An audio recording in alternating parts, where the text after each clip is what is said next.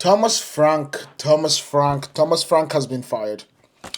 Thomas Frank has been fired from Tottenham Hotspur, and this is a real situation that we need to talk about. And of course, because this is against the narrative, it only calls for us to zoom out a little bit and be able to kind of navigate what has gone wrong. You understand? From Brentford into a Big Six team. And the question is, why are small clubs managers struggle when they get to the giant clubs? Why is it that they struggle at that point? And that is the question, right? You get me? And it's something that I've been thinking about for a long time. Why is this something that happens every single time? And that's the question we are going to be answering today. And hopefully, we're going to discuss it. And you guys can also let me know what you think about it, because it's truly a devastating thought that people that we find brilliant when they are in a smaller club and they can have their tentacles everywhere, we see the problem. We have seen it against David Moyes. We have seen it now with Thomas Frank. And that's the reason why we are going to dive deep into this situation. So Thomas Frank gets the Tottenham job. And in that point, is like an overachiever, intelligent and progressive manager. Built his identity at Brentford with the identity of having his wingers fly down the flanks and actually devastating big teams, which we have literally seen time and time again. The culture was set. And this was all the things that we praised about Thomas Frank, especially because he had never been fired before. Not once has he been fired. And it's amazing to even think about. Not once has he been fired. But 8 months later, he's gone. 8 months later, he's gone. But there is the real question though. The real question is that, was Thomas Frank a failure? Or did the system shock? Did the system shock that comes when a manager steps up into a well-structured underdog club to a chaotic superpower affect him more than he realized it did? Because this is not new. We have seen this movie before. Some managers scale up beautifully. Others collapse under the weight of expectation. So today we are breaking down what changes when you move from a small club to a giant. The psychological, the tactical, and the political traps that could be in your way. The difference between successful transitions and disastrous ones. And what feature, the next big thing, managers must do differently. You understand? They must do differently. This isn't about Spurs alone. This is about the career jump that defines modern football. We need to be clear about that. It is a problem, honestly. It's something that we actually need to be clear about. You get me? This is against the narrative. And what we do is, what people are talking about is not what we are going to jump into. We need to be able to zoom out and see the full picture. And when we see the full picture, we can then diagnose what the club is actually feeling like and what the club should be doing better, in our point of view anyway. What changes when you move up? That's the first thing. You get me? That's the first thing we need to think about. What changes when you move up? When you're in a smaller club like Brentford, expectations, one thing, are controlled. Survival is success. Top half is elite. A loss to City, acceptable. You can build slowly. At Tottenham Hotspur, that's a little bit different. A loss is crisis. Draws feels like defeats. Fans expect identity and results, and the margin of success to failure absolutely disappears.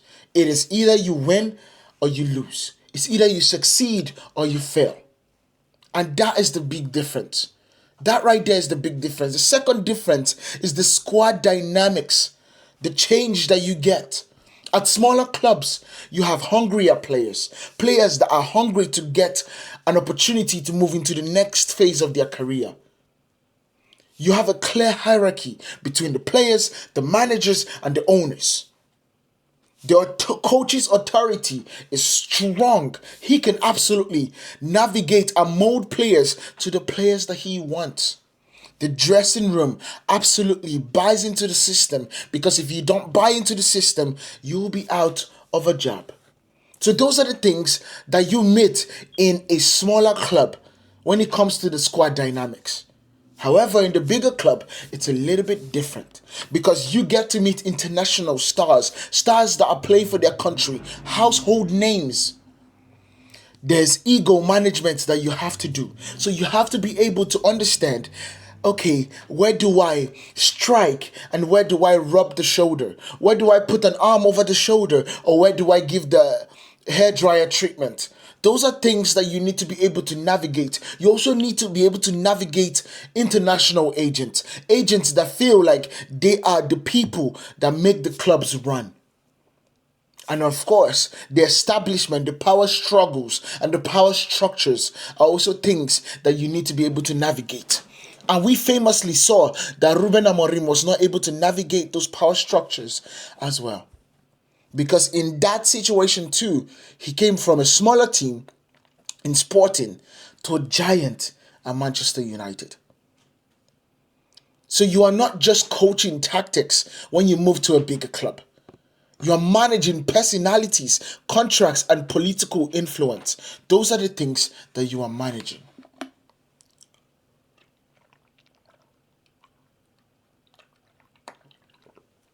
You understand? Those are the things that you're managing. And then you also have to look at the tactical context and how it flips. At Brentford, 34 to 45% possession. Nice. Counter attack. Nice. Structured defending. Nice. Set piece edge. Perfect. At Spurs, though, you must dominate games.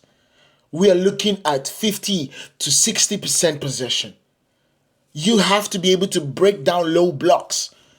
A majority of the league is not going to let you do that. You have to control the tempo, control the territory, and you need to be expected. In fact, wins are expected every single game you play. The tactical identity that made you successful can suddenly look reactive or very limited. And so that's why you see the likes of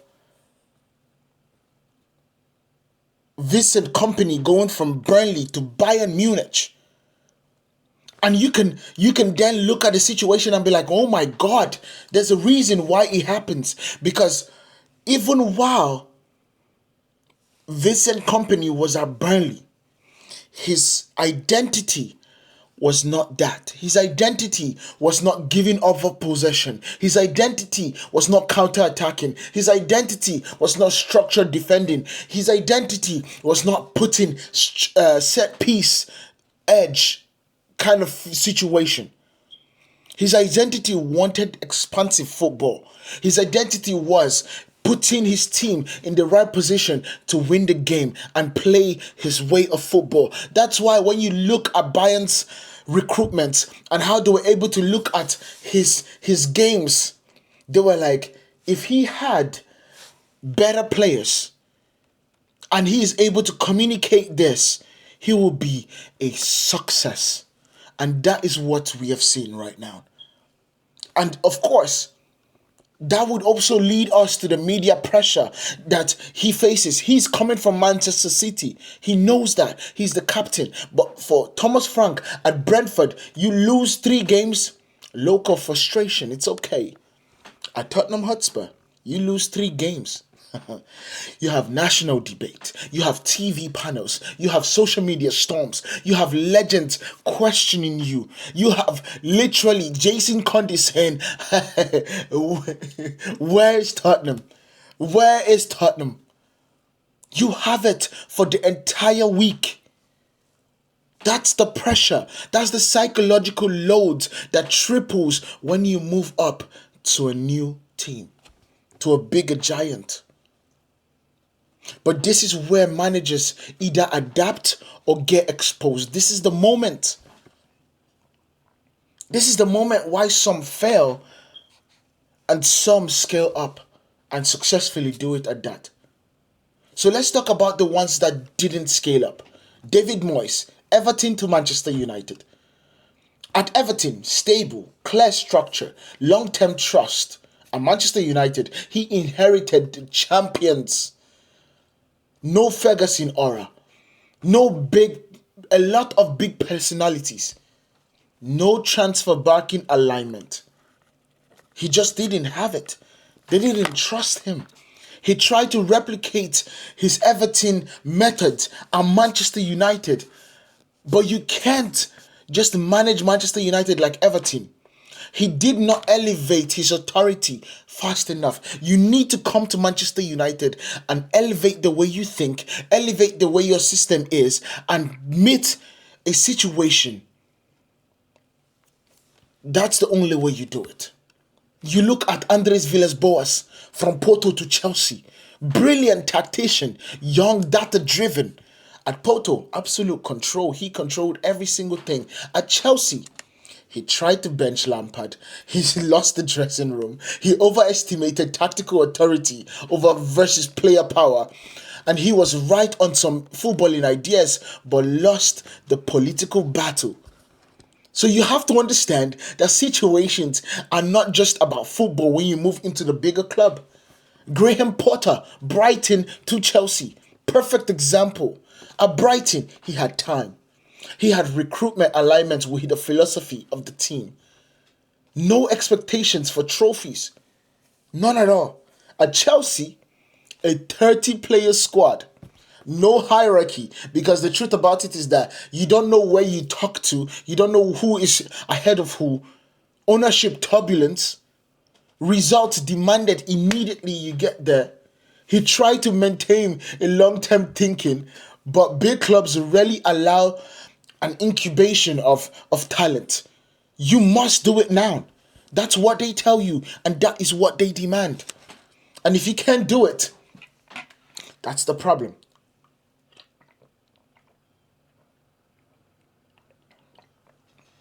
And of course, Thomas Frank, Brentford to Tottenham Hotspur. Thomas Frank arrives, and when he arrives, everybody understands this. He thrives in an underdog structure. The tactical discipline is right there. He wants it from his team. The cohesion in his recruitment at Brentford was spot on. At Spurs, though, he was expected to control games. Injuries exposed the lack of depth in the team. Home form collapsed. Fan patience were thin. And his system was designed for to compete upward. His system was not designed or adapted for dominance and not defiance. His system was not adapted for his dominance of games. His system was about defiance. Do not let the other team score. And that's where the problem laid. That was where Thomas Frank got it wrong today, to be honest with you. That was where Thomas Frank got it wrong at Tottenham Hotspur. So why do some succeed? Let's flip it on its head so you guys understand this. Who scaled successfully? You have seen Jurgen Klopp, Dortmund to Liverpool. It's not a small club jump.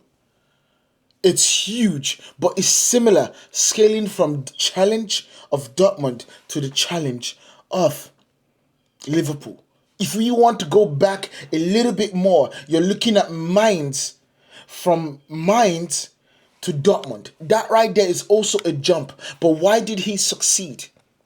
He brought an identity immediately. This is the way we are playing. And he sold an emotional vision to the team, to the players, and most especially to the fan. To the fan. He sold that emotional build-up, that emotional vision. And once the fans bought in, he started rebuilding the squad to fit that. And he rebuilt it with every transfer window, because he knew that the time was not on his side. And of course, the big club gave him time for him to put in those things, because they could see They could taste the cohesion between him, the fans, and the players. And when you taste the cohesion, the club has an opportunity to then give you more time.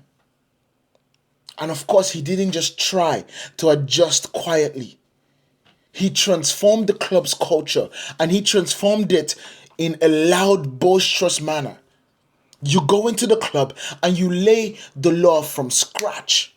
This is the way we are playing. This is how we do things. And this is the way we are going about it. While Thomas Frank, looking at what he did at Tottenham Hotspur, was timid. He would compensate and tell people this is the way, and we are still growing. And no, tell me the vision. Sell it to me. Sell it to the fans. Sell it. Another person that did it and successfully did it was Pep Guardiola, from Barcelona B to Barcelona himself. A young coach, huge institution. And why did it work? He cleared out a lot of big egos. Samuel Eto'o, gone. Ibrahimovic, gone. Yaya Toure, gone. He was backed by the hierarchy. A clear football ideology, tactical bravery. He controlled the room really fast. And of course, Pep Guardiola is a master at this particular thing. He's a master at it. Let me give you another idea, another person. If you think that Pep Guardiola and Jurgen Klopp are the best of the best, Roberto De Zerbi, from South Swallow to Brighton Hove Albion. South Swallow, a smaller team, a smaller side in Italy, going to Brighton Hove Albion that has a bigger structure, a bigger team, a bigger fund, and of course a bigger league. The step up is an example done right so far. He evolved tactically. He did not stay dogmatic, because while he was at South Swallow, the idea of him playing football was always to keep it as basic and keep it as hard for us to beat and hit people on the counter while having football being played. The moment he came to Brighton, he started evolving. He started building from the back. He started showing people how he's able to think. Showing people how he's able to make things out of nothing. Showing people how he's able to pass on his thought process into the team. And guess what? To me personally, this is the particular person that would fit Tottenham Hotspur to a T right now. A team that would be famously brave on moving out of the back, playing from the back, moving forward, attacking via the flanks, giving the likes of Mohamed Kudus the license to do the job of roaming about, and giving Kulusevski the discipline to stay in his position and actually execute the things that he needs to execute. We have seen what he did with Mason Greenwood, sharpening his game and making sure that this player is absolutely one of the best in the world. Do you want another situation? He expanded his positional system. He improved his adaptability. Scaling requirements absolutely is evolution for teams like this. If you need to scale, you need to evolve. It's as simple as that. Unai Emery, Villarreal to Aston Villa. Unai Emery learned from his Arsenal failure, because it was a failure at Arsenal. And the second time he got an opportunity stepping up, he controlled the recruitment, he implemented the structure, and he created a flexibility tactically that absolutely proved that he was a manager in this particular standard. He adjusted his leadership style. He made it a situation that he absolutely understood how to navigate person-to-person relationships. And when he succeeded at that, you saw the likes of Tielemans running helter-skelter to succeed for this player. You saw the likes of Bendia, instead of leaving for his career, deciding to trust Unai Emery and sit on the bench. You saw the likes of Jadon Sancho wanting to go to Aston Villa and only Aston Villa. Those are the things that a manager that has scaled up perfectly gives you. And now the situation about this is also there are real pitfalls when it comes to scaling up in managerial. And if you are an upcoming manager moving up, here are the traps that you need to look out for. One thing is believing in your old methods are enough. Believing your old methods are enough would absolutely get you fired. Because big clubs require, I mean this, they require evolution. Two, underestimating the dressing room politics. You must go in there and demand authority and win the authority early.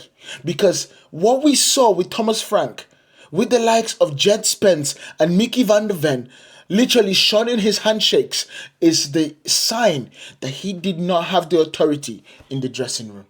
What we saw from the captain coming out and giving that scathing remarks for the owners is a sign that the manager did not have authority in that dressing room. And those are just two instances where he absolutely showed that he did not have the authority. Not adapting tactically is the third one. Dominance in football is different from survival football. You need to understand this very clearly. Dominance in football is totally different from survival football. It's totally different. You can choose to dominate the ball or you could choose to dominate the space. There are ways to dominate, and in my mind, those are the two best ways to dominate. The rest of them are dominating survival football. You dominate the space like Liverpool did, or you dominate the ball like Manchester City did. It's as simple as that.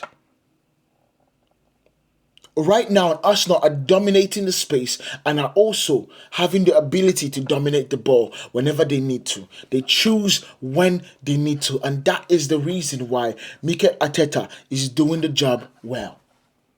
4 is failing to shape the squad recruitment. If you inherit a mismatched squad, you are vulnerable. So before you move into a new club, you need to look at the squad and look at, does this squad fit the team that I want my team to be? And how much do I need to change for me to be able to see it? If you do not get that assessment right, do not move to that club. Not controlling the narrative is the 5th one. But the recruitment and the narrative are such a big situation. You need to be able to control the media, shaping the perception of yourself and the team and where your team is. Because when you shape the perception, the board's decision is stayed off. If you let the perception go, then the board understands that they have to move up from you. So how do you be more successful when you're stepping up into the situation? Like I said, you need to establish a tactical identity immediately. And you need to be boisterous about it. You need to be boisterous about the way you want to play. You need to sell the idea to the fans. And that is while you are in the media space, sell the idea. While you are having the social media situation, sell the idea. How when you are meeting with fan groups, sell the idea. Jurgen Klopp used to go to bars. This is something I read. He used to go to bars, fan club bars, to talk to the fans. He sold the idea. Make a decisive dressing room call early. What did we see with Mikel Arteta? Ozil out. Aubameyang out. Those were the biggest players on Arsenal. But he went in there and made a decisive call. Look at Ruben Amorim too. He tried to make that move. Marcus Rashford out. But because things were not going his way on the pitch And the funny thing about it is that he could have still been the manager for Manchester United if he did not fail at the politics of the structure. You get me? You have to demand the recruitment alignment. So before you get into the big club, get it in writing. Get the recruitment for us to be able to lock in together. So there's no lies about the situation. We lock in together and we get the right things done. And when we do that, that will lead to us building a leadership council inside the squad. You get players that are backing you. You get players that are for you. You get players that understand the way you want to play. And you get players that are influential in the dressing room that will drag everybody together. That's also another situation. And then you accept that you will be judged faster. And most importantly, you need to scale your mindset. Scale the way you think about the job. Scale the way you think about football before they scale your job. You need to. Before you scale your job, before you move into the next one, you need to move the way you think about football into the higher stratosphere. Think about the games. Think about the decisions.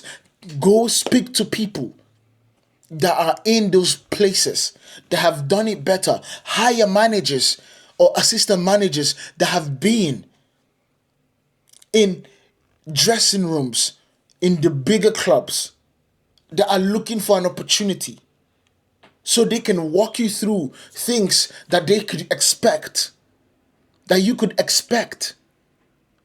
And when you do that, instead of you, when you come to the bigger club, bringing every single person from the smaller club, you keep key strategic people in the club already that has been successful. You go out and you bring successful assistants to surround yourself with sharper minds that have been there and done it, to give you opportunities to build forward.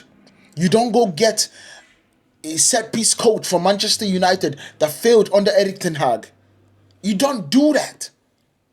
You go and you get the right people and you bring them into Tottenham Hotspur, into your scaled up club. So one thing is for sure, Thomas Frank's sacking isn't just about Tottenham Hotspur. It's about the hardest jumps in football, the leap from controlled overachiever to chaotic expectation machine. From some managers evolve, some managers get exposed. The difference is preparation, adaptability, authority, and of course, timing.